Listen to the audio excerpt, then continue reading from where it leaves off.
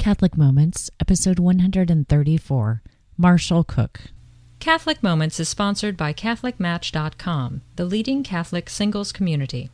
Being single can be a challenge. Catholic Match helps make it a little easier. To get started today, visit CatholicMatch.com/Lisa. Finding joy in the journey and hope in the heaven yet to come. Hello and welcome to Catholic Moments. And now, here's your host and my mom, Lisa Hendy. Hi, friends, and welcome to another episode of Catholic Moments, the show from CatholicMom.com, where we talk about all things faith, family, and fun from a Catholic perspective. We've got a show packed full of wonderful information for you tonight. Wonderful inspiration is actually what I should say. A very interesting interview with author and time management expert Marshall Cook is at the core of the show today, but we've got lots of great stuff for you, a special surprise midway through the show, and all the inspiration that we need during a difficult week like this. I must share with you that today, as I record, we're in the aftermath of a horrific earthquake having happened in Haiti, and so many of us are praying for our brothers and sisters who have lost lives down there in Haiti. As I record, the news is unfolding, and there's been just dramatic loss in that country, which is so filled with people of faith, and including the loss of their beloved Archbishop. The Archbishop of Haiti was perished, unfortunately, along with many seminarians and priests. And so we keep those wonderful priests during this year for priests in our prayers for all those souls and for the souls of every person. So many lives lost down there, and we look around us and we think, what can we do to help? And, you know, it feels sometimes that being so far away, half a world away, there's not very much more than praying. I do want to point you to the website of Catholic Relief Services at crs.org, where we're funneling donations to try to reach out and touch the people that remain in Haiti, to help them rebuild the infrastructure, to put roofs over their heads, clothing on their bodies, and food in their mouths, and we'll definitely have a link in the show notes to that. And I do want to up front right away acknowledge again the support of our wonderful sponsor, CatholicMatch.com. You can visit them at CatholicMatch.com/Lisa if you have someone special in your life who might be looking for companionship and friendship during this phase of their life, or if you're somebody out there who's single and looking to make new friends and meet new people that share your values. I'd strongly recommend our friends at www.catholicmatch.com/Lisa. And as always, I want to kick off this week's show with some words of inspiration and uplifting from everyone's favorite online deacon, Deacon Tom Fox. Here he is with this week's Deacon Moment. I began my work on the internet several years ago when a young mother and parishioner back in Colorado developed my Deacon Tom online website. We've used it as a place to put homilies. However, the beginning of my having a place to share recorded reflections and recorded messages on the internet came about because of Lisa Hendy.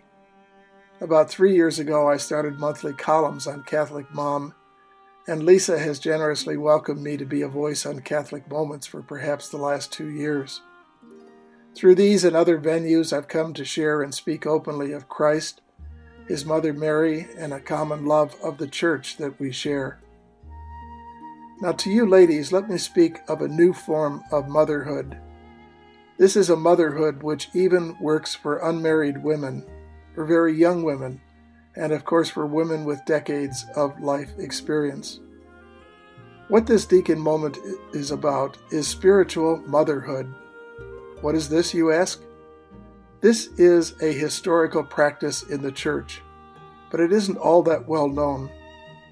During this year of the priest and beyond, all women can imitate the role of the Blessed Virgin Mary by offering a spiritual motherhood for priests, and of course for bishops and deacons and monks. How does it work? Simply pick a bishop or a priest, any priest you know. He can be a holy, passionate, on-fire priest, or he can be one who seems lonely or somewhat burned out. Spiritually adopt that priest and make a self-offering of prayer each day, perhaps coupled with some time in adoration before the Blessed Sacrament once in a while. It doesn't have to, but spiritual motherhood can include fasting or sacrifices. Offer these to Almighty God for your selected priest. You may or may not decide to tell the priest, but God will see that your prayers are honored. And as I said before, spiritual motherhood can be practiced by anyone, even teen girls or older widows. But Catholic moms who are dealing with so much in their lives and have such graces available to them for the gift of self that they bring, they are most powerful in this area of spiritual motherhood. In closing, a recent guest on Catholic Vitamins was Denver Auxiliary Bishop James Conley. About this topic, he said, on a human level, for many priests, our own mothers hold a special place in our hearts. I think this is why spiritual motherhood can be a strong support for priests, to encourage them along the way of holiness. And you, dear ladies, can find loads more information on the internet about spiritual motherhood. As a voice which gets to speak to Lisa's large audience of women, I appeal to you to consider becoming a spiritual mother and adopting a priest or a bishop, or maybe a deacon. This is Deacon Tom. Blessings. Thanks, Deacon Tom. You know, you leave me with a bit of a dilemma because I have so many special priests in my life who it makes it difficult to try to figure out which one I should be the spiritual mother of. So I guess I'll put myself up for adoption out there. I know so many of the priests that we share interactions with on the internet, our podcasting priests and the priests who minister to us through our social networking sites. I know, of course, my own bishop, my own pastor, and the priests of my parish.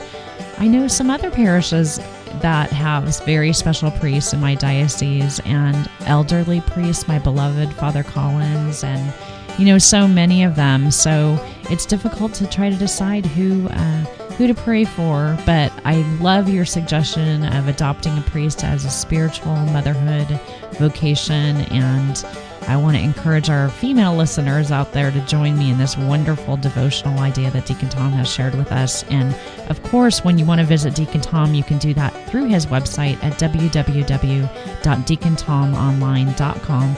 And also don't miss his weekly podcast, a wonderful podcast with his lovely wife, Dee.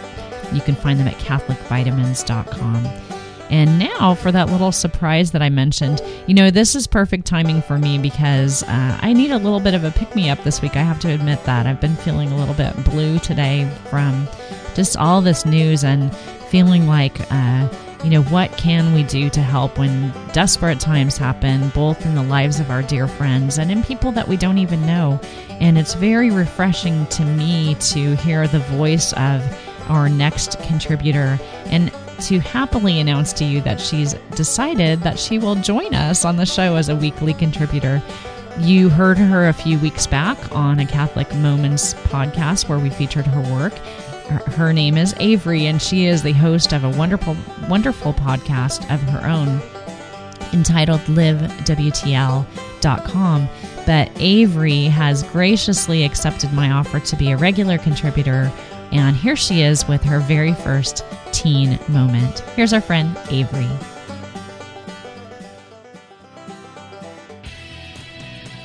Hi, this is Avery from the Live WTL podcast, bringing you this week's teen moment. Okay, so right now we are in the dead middle of winter. Most places in the United States have a whole lot of snow and cold weather right now.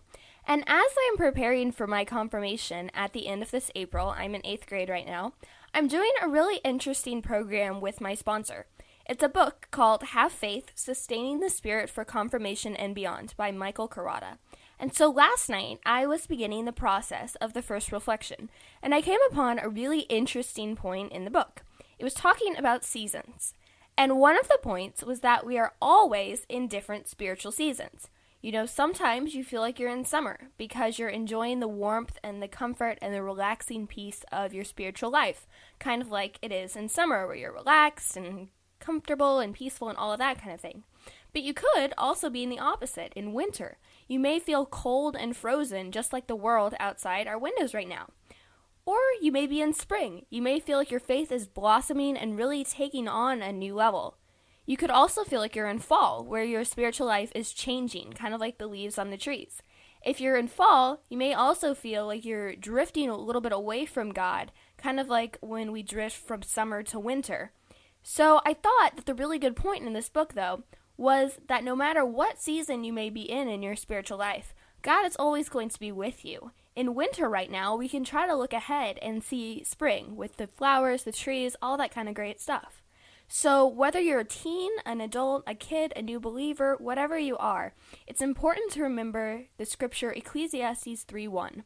To everything there is a season, and a time to every purpose under the heaven.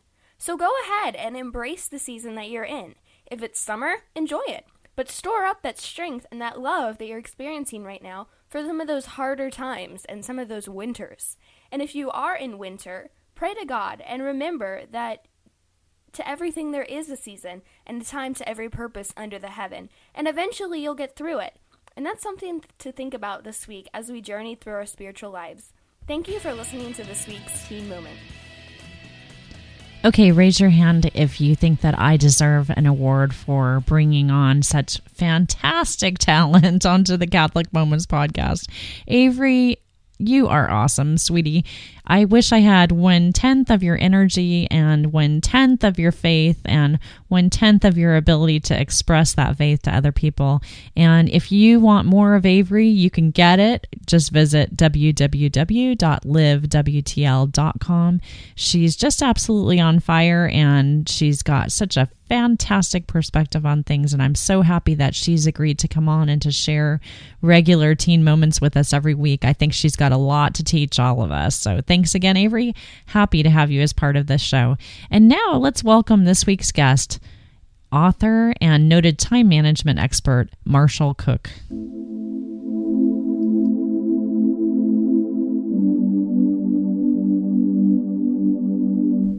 Today's guest on Catholic Moments, Micheal Cook, is a former professor, a noted speaker, and time and stress management expert. Micheal's even appeared on Oprah to discuss this topic and is with us today to discuss his latest book, Time Management, A Catholic Approach. Welcome, Micheal. Well, thank you. I'm delighted to be with you. It's a real treat. I have to tell you that this topic is very near and dear to my heart. And try as I might, I've tried all these different systems, and your book is just a great resource. So I'm so happy to share it with our listeners. But I'd like to have you start off by just telling us a little bit more about yourself and your family. Yeah, you mentioned I'm a former professor. I've been former for all of about a month and a half now. I retired about a month and a half ago, and it's funny. I've always loved my job, and I knew it would be hard to leave, but man, I love being retired too. Oh, really? Very nice, yeah. I'm married to a wonderful woman named Ellen, who actually brought me into the church, and we actually moved out to Madison, Wisconsin from California 30 years ago for her job. She was a director of special and elementary religious education for the diocese. So we came to beautiful Madison, Wisconsin, where it snowed 18 inches yesterday, and we've loved it here. My goodness, I can't imagine that. 18 inches. It's quite an experience when it happens. There's a lot of shoveling and a lot of oohing and aahing. Do you have children, Micheal? We have one son, Jeremiah, and he's married to a lovely lady named Kimberly, and he lives about 20 minutes from here, which is such a joy. That's fantastic. So I guess I have to ask sort of what, along with your teaching and being a faculty member, what gave you this particular interest in time and stress management? I was driving myself crazy. Totally stressing myself out, trying to do too much. In addition to teaching, I write books and have written a lot of them, and had the usual difficulties that people have in trying to make time to do that and still be a human being and fit in other things. And so what I do, I do things backwards. Most people, they try stuff out first. I read everything there that I could find on time and stress management, and since I was by trade a journalist in the beginning, I called up a bunch of folks and interviewed them and just did this thorough thing. And then I started teaching workshops on it because that's what I did for the university. I did adult ed. And then when I'd done that for a while, I wrote my first book on it, and then I really started to apply it to my life. And I know that's backwards, but that seems to be the way I operate. And so I refined things and changed things and modified things, and just got some real relief from stress and from that frantic feeling, never finishing the to-do list, always going to bed feeling guilty for the things I didn't do or didn't do well enough. It's a crazy way to live, and I think a lot of us live that way. Well, I have to tell you, Marshall, I hope our listeners benefit from this conversation, but this is really actually a very selfish interview for me because I need help. So I just feel like I'm involved in so many projects, and reading your book through the first time, and I think it's going to be one that I come back to and I work my way through the workbook as well. But one of the things that really struck me in the very beginning was your conversation about how many things that Jesus, like if we think we're busy, think about Jesus and his time on earth, and that really his public ministry was those 3 years, and he could have never have dealt with everyone who needed him. Can you just talk to that for a few moments as an introductory approach to the book? Yeah, that's a good place to get a hold of it, because it really struck me how people were constantly hounding Jesus, following him around. He had to go off into the mountains to get a little time alone with the Father to pray, and he couldn't have done it all. Even being Jesus, he couldn't have cured everybody. He couldn't have fed everybody. He couldn't have talked to everybody he wanted to talk to. And he could have had, just constantly have that feeling of failure and frustration. And he never seemed to. And he never seemed too busy. If somebody stopped him, he would talk to them. He would minister to them. He would heal them. And that's, I want to be like Jesus, which I think is what every Catholic really wants to do.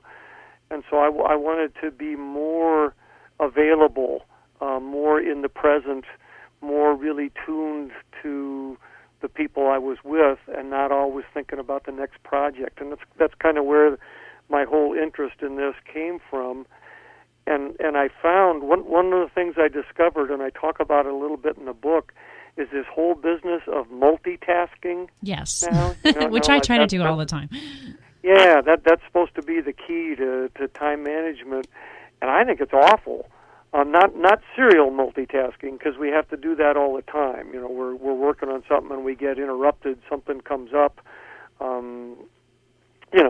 So we stop what we're doing and we do something else, and then we have to get back to what we were doing, and then every day is like that. But I mean this whole notion of trying to do two things at once for efficiency. Like you call somebody up, and in the background you can hear clickety, clickety, clickety, click, and they're still on the computer, and they're either doing their work or they're on Facebook or they're online doing something, and that's rude. Listen to me, I'm talking to you. And I used to do things like that, and I would try to be doing 3 and 4 things at once.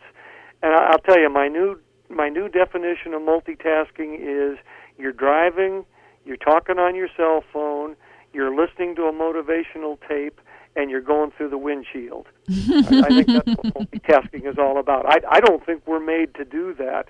I don't think it's smart. I think it increases stress.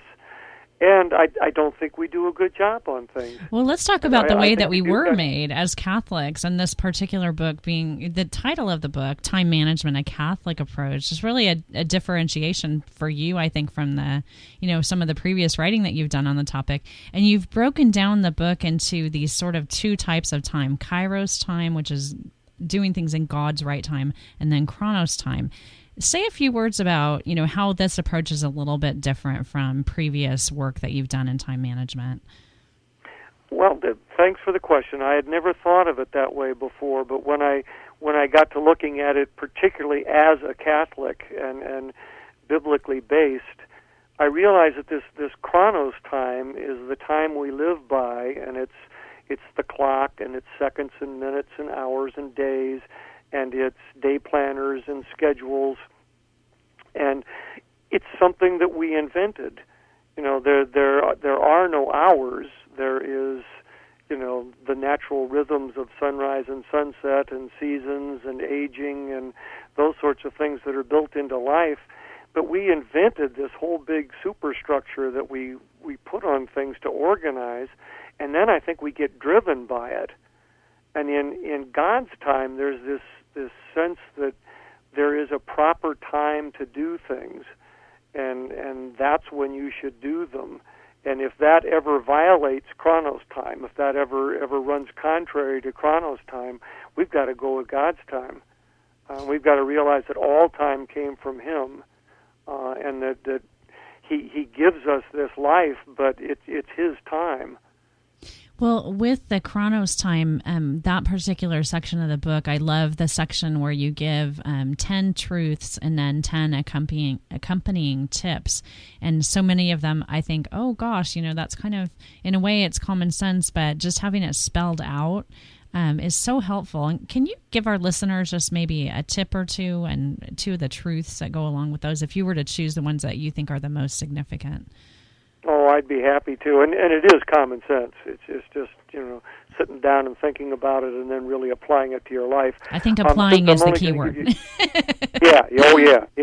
This is doing. This isn't about knowing. This is about doing. And one of the things I've discovered is, if you don't believe something, if you don't think it'll work, try living it for a while and see what happens. And so often, you live your way into the truth. I think faith is like that. I think we sometimes we're living as if we believed, and then we come to believe. But one of the truths that I want to make sure that we talk about is, by the time you need a vacation, it's too late to take one. And we're sort of made for quitting time and weekend and maybe 2 weeks every year to get off and relax. And I tell you, by the end of most days, particularly at Christmas time when we get extra stress, it's too late then to sit down and relax. You can't do it. It's like a muscle cramp. You get all tight, and then there's nothing you can do purposefully to relax it. You just have to wait until it relaxes by itself. So I advocate taking 4 little vacations every day. And how do we do that? You have in the beginning, if you're like me, you have to remind yourself. You have to build in reminders. You have to put up sticky notes or program your computer. I work at the computer a lot, so I program my computer to send me reminders. And it would just be little things like stop, take a minute, and breathe deeply. And you don't need a workshop to learn how to breathe and count and all that stuff. Just stop and breathe. And fill your lungs with good oxygen, because when we get stressed, we breathe shallowly and we don't get enough air. Or just close your eyes and pray. Close your eyes and meditate on a passage from Scripture. Close your eyes and go to someplace beautiful where you felt at peace. For me, it's relaxing the shoulders sometimes, doing little shoulder shrugs, because that's where I take my stress out. And I'm talking about, a minute or 90 seconds of just absolutely stopping what you're doing and being mindful and just breathing and breaking the stress cycle. And since I started applying that, and I've been doing this for 15 years now, it's amazing what a difference it makes. And I don't have to remind myself anymore. I just, it's part of the day. I automatically do it. You habitually do it, I'm sure. One of the things that really struck me in the book, and I think it's because I work online and I live online, so much of what I do is dealing with internet, and I'm sort of held hostage sometimes by my email. And you talk in the book about the flood of information that we deal with these days. What can I do? Aside from reading the book and implementing the tips, what are some of the ways that we can be held less captive by this flood of information that we deal with in society nowadays? flood's a good word. There was actually an article in the paper this morning that said the average American now consumes about 34 gigabytes of data and information each day. And I have no idea what a gigabyte is, but that's about 100,000 words. So that's about a fifth of the length of Tolstoy's War and Peace every day. And the thing is, most of that information is non-essential. A lot of it is wrong. I think that's the big problem with the internet. Everything's on there, but everything's on there, and there's no real source checking or fact checking going on, and it takes on an importance of its own, because it's there, because the computer beeps and blinks and honks its horn when the stuff comes on. It seems to be more real, more important than life, and I get addicted to it. I mean, I just get sucked into that machine if I'm not careful. So I have had to make for myself, email-free time zones where I just turn it off. I've had to kind of put it into a box so that it doesn't spread out and take over all day. As a writer, and you probably know this too, research is a lot easier and more fun than actually writing. Mm-hmm. So there's always another source of information you can check out. There's always another book you can go get. There's always something else you could get. And at some point, you just have to say, I'm going to go with what I got, and I'm going to pray that it's enough. And if I need something else when I get in there, I'll step back and get it. But it can be, we can become quite compulsive on the subject, I think. So it's sort of about setting boundaries and personal boundaries. It really is. Well, all of this work that you can do in time management can set you up for the ultimate goal in my life, which is having more time for prayer and more time for my family. And one of the big things that you stress in the book is following Pope John Paul II's encouragement to make every Sunday sort of a little Easter and to really truly respect the Sabbath. But I think for a lot of us, we find ourselves running around on Sunday, making up for all the things that we didn't get done throughout the course of the week before we, hold our breath and jump into the next week. Can you give a few words of wisdom about how not to fall into that syndrome or how to get out of it if you're doing that? Yeah, I'll tell you, this was the hardest thing for me. Just the idea of actually not working for a whole day, first of all, was just totally counterintuitive to me because I'm so busy and I want to do so much and, 6 or 7 projects going at once. And it just felt awful when I tried it. But at some point, you meditate on those commandments and on God's laws for us, and at some point, something said to me, and I think it was the Spirit that said to me, you really ought to try taking this one literally. I know you go to church, and I know you try to pray extra, and you're extra mindful on the Sabbath, but other than that, it's just a regular day, and you're doing all the stuff you normally do, and just as hurried and just as harried. So, try it. Make the leap of faith, and try really not working on Sunday.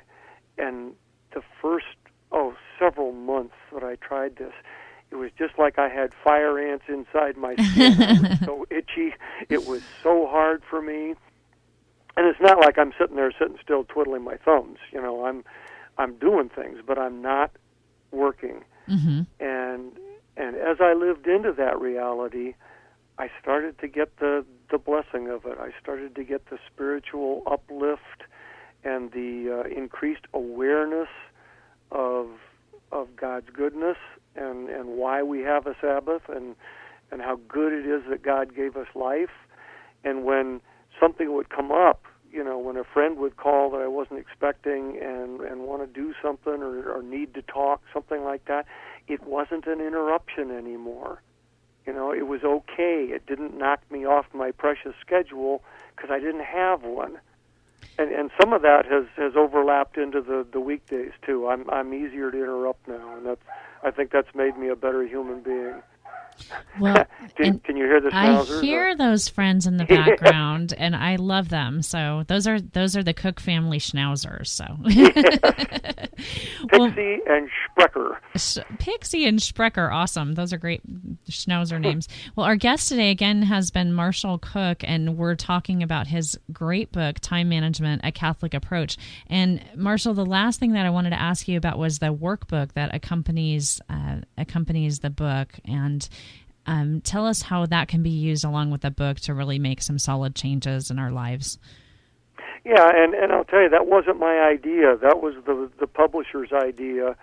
And I hadn't done one before, and I just thought, well, okay, I don't know what this is all about. I don't know if there's more meat here that we can give people, but I'll give it a try. And I found that it works perfectly with this kind of stuff because it really is all about doing. So when I give a suggestion like taking the 4 vacations every day, that kind of thing, I try to help people with some strategies about how particularly to do that. And for some folks, they kind of like to chart their progress or take notes on what they're doing, or maybe for folks who keep a journal, let's stop and reflect on that at the end of the day for 10 minutes and see what kind of an experience it's been. And so the workbook kind of led me into some new awarenesses of how this stuff works and how we can apply it in our lives. But that's what the workbook is about, and I really encourage people, whether you buy the extra workbook or not, to apply these things, to adapt them to your life as you go along. And it's a very individual thing, so a lot of this stuff might not work for you, and you might want to discard it or modify it or skip it. But if you find a couple of things in here that you really want to try out, remember that breaking habit patterns is extremely difficult and extremely stressful. So I suggest that folks give yourself several weeks to try it before you evaluate it, and don't be too hard on yourself if you forget or you slip into an old habit, because that's bound to happen.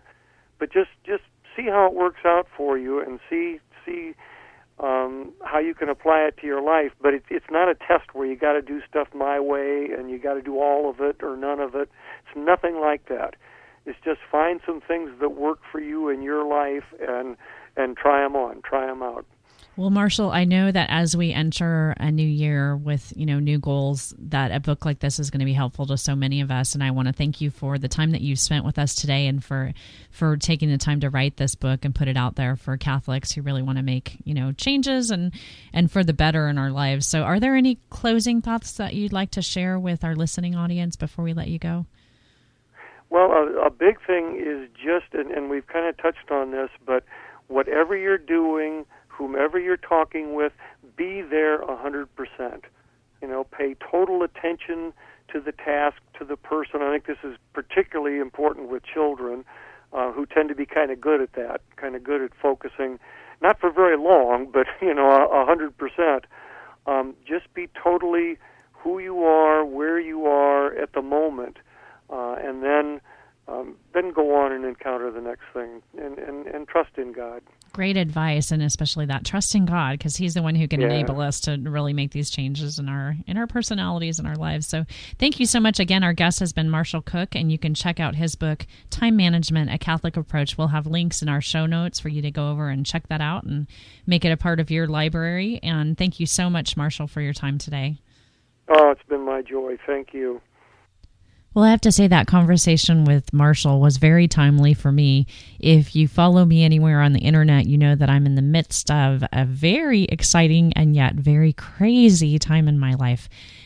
Sitting downstairs on my kitchen counter waiting for me to open it is a copy of my first book, and it is soon to be released, but if you watch me on Facebook, you see that my wonderful publisher, Ave Maria Press, graciously took photos of the first set of books that were being printed through the printing process And it was so neat to see those pictures and to watch the different people that have been involved in putting that book together, and to see my publicist and my editor and the people that are folding the books and trimming them, and to see them actually being even put into cartons.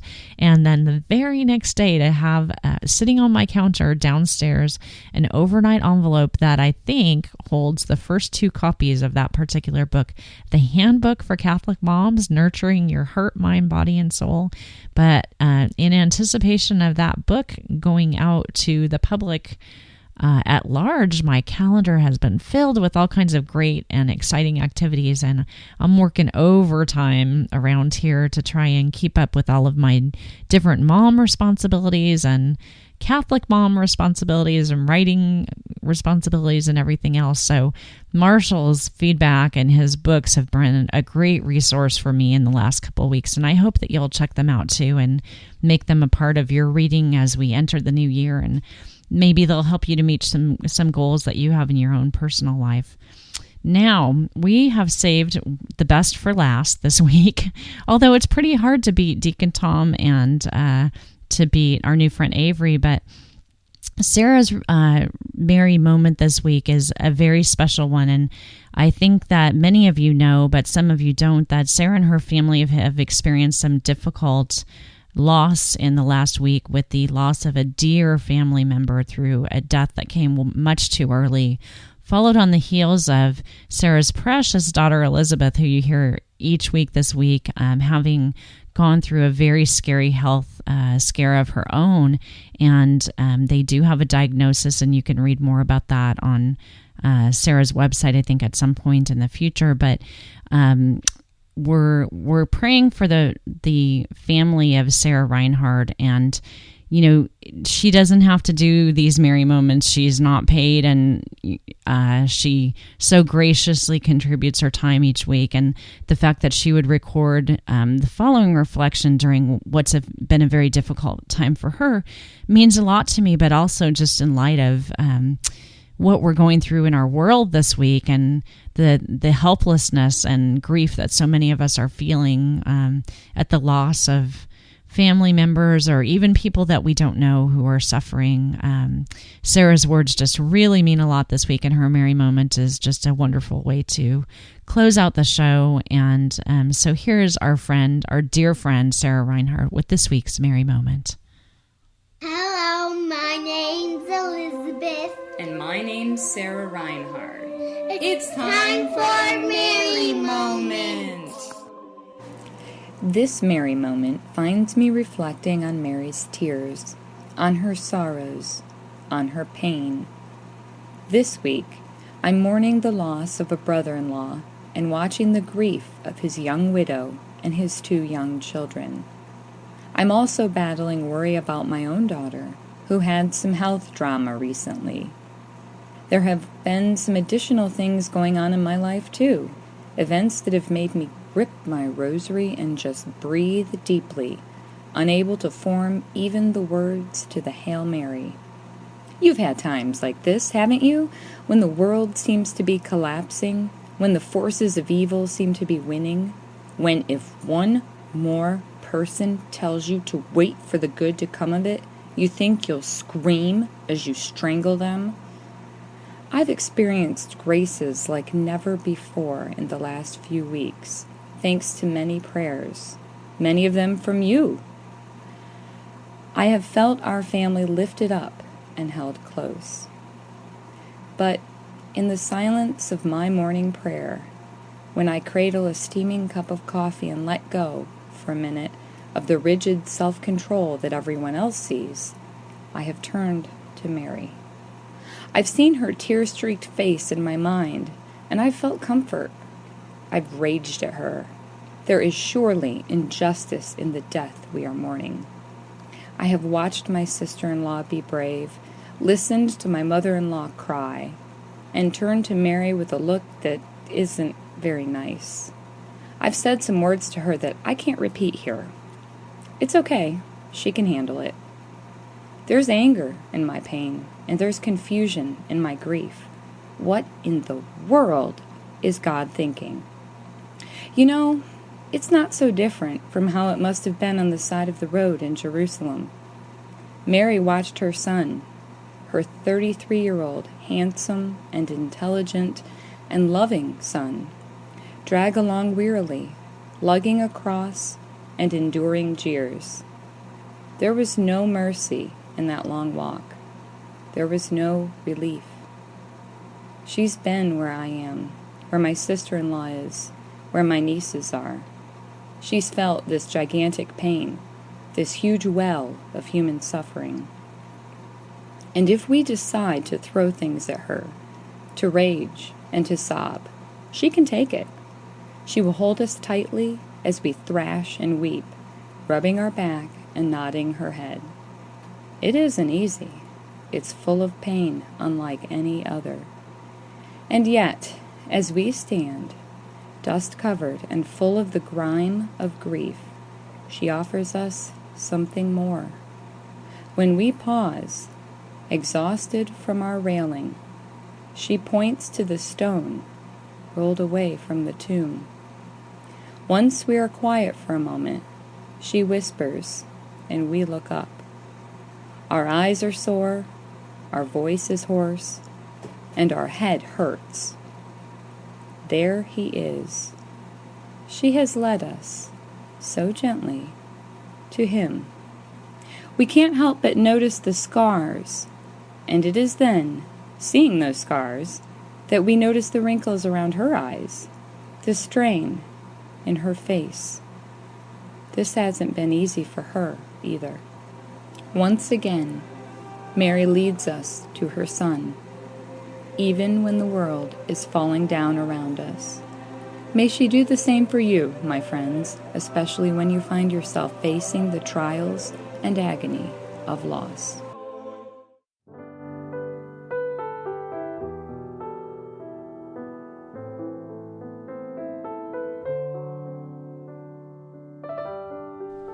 There's nothing really more that I can say other than thank you to our dear friend Sarah, and that you do remain in our prayers. So many of our listening audience care so much about you from the sharings that you've given us. And so for you to share this reflection during what I know is such a difficult time for you, I just want you to know that we love and appreciate you so very much, Sarah.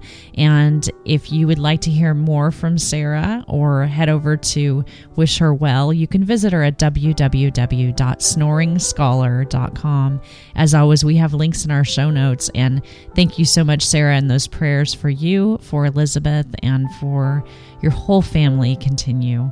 And we're going to close out this week's show with a great song. But before I do that, I'm going to invite you to do a few things to help me out.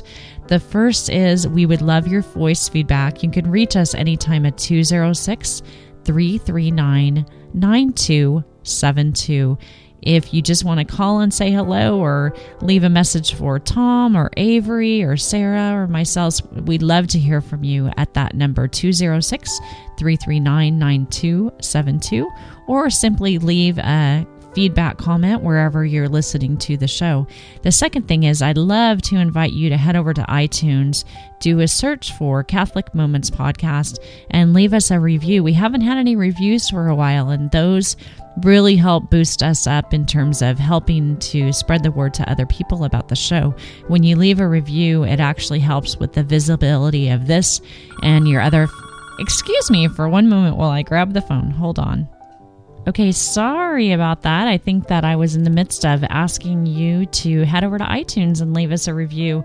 Your review will help us to make the show better. You know, your feedback always helps. And secondly, will help spread the word. And finally, I do want to invite you to support us. The SQPN giving campaign continues, and we need your support to keep this and other Catholic programming available for you and your family. So please visit the links in the show notes, or just simply head over to SQPN.com, home of the StarQuest Production Network, where there are tons of great Catholic programs listening for you to check them out and enjoy them. And please do join me in supporting this network so that we can keep bringing you more great Catholic programming.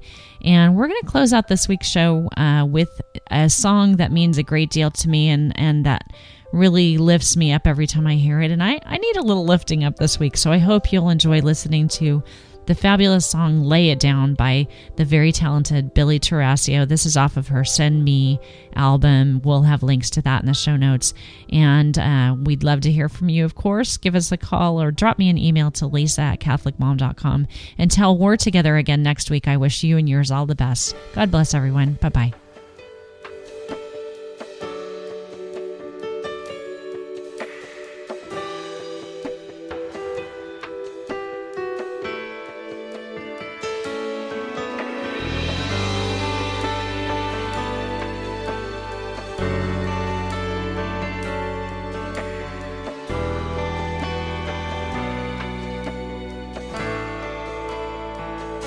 I lay it down at your feet, every hope and dream and blessing.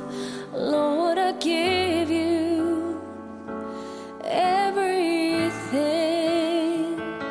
I lay it down on my pride, all the bitterness that's inside.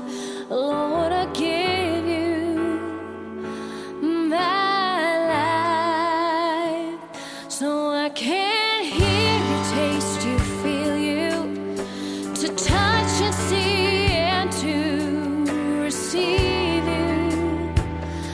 I lay it down, I lay it down, I lay it down,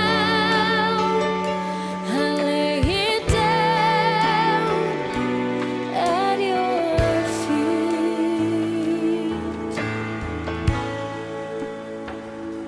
I lay it down at your feet. Anything that could come between, well, you and I can meet. I need more of you and less of me to eliminate what's in between. Lord, I give you everything, so I can hear you, taste you, feel you, to touch and see and to receive you. I lay it down, I lay it down, I lay it down, I lay it down at your feet, so I can hear what you want me to hear and be who you want me to be and see what you want me to see. I lay it down at your feet. I need to hear your word from me. I lay it down at your feet. I lay it down at your feet, every hope and dream and blessing. Lord, I give you everything, so I can hear you, taste you, feel you, to touch and see and to receive you. I lay it down, I lay it down,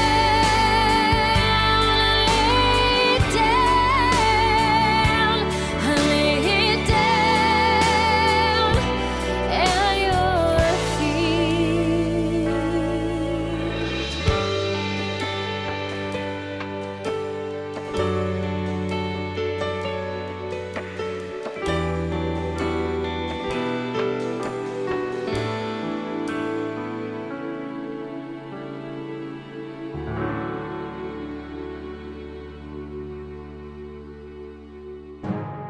SQPN, leading the way in Catholic new media.